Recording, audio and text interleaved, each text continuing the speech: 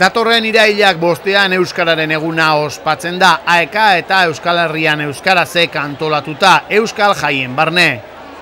Euskararen egunean urtero bezala herri bazkaria ospatuko da musika plazan eta aurten 25. edizioa betetzen du, beraz ez da txantxetako kontua.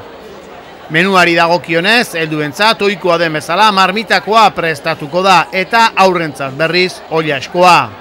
Helduen txartelak 8 euro balioko ditu eta aurrenak berriz 5 euro.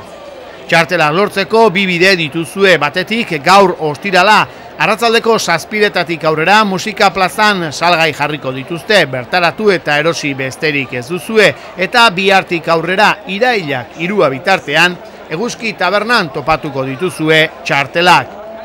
Ibili bizkor txartelik gabe geratu gabe, urtero bezala, baskaria, marmitakoa eta oilaskoa elkarte gastronomikoa prestatuko dute, eta aurtengoan Arkaizmendi, Arrano, Katxibatxi, Karballeira, Galtxagorri, Inurritza, Kurpil, Ongietorri eta Urpekoak izango dira, bazkaria prestatzeaz arduratuko diren elkarte gastronomikoak. Dena prest beraz, txartela lehenbailen eskuratu eta kontutan izan baita ere, 25. urteurrena ospatzeko txapak eta zapiak ere salgai jarriko dituztela eta bazkarira joateko zoinian eramatea komenigarria izango litzateke.